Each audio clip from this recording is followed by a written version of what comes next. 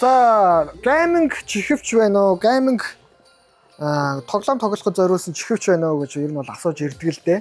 За, тэгвэл яг шинжлэлийн үеэр та хүссэн бэлгийн тэгвэл манайхаас сонгох боломжтой.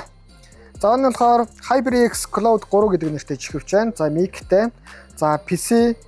За, янз янзын одоо юунд холбогдохоос гадна гол нь юу юм бэ гэх юм бол PlayStation 5, PlayStation 4, Xbox One Pro дээр бол холбогдох боломжтой. Ийм чихвч байгаа. За, хэр варгийн чихвч ерөнхийдөө бол PlayStation-тэй нэг олигтой холбогдоод байдгүй бол энэ чихвч шууд холбогдох боломжтой.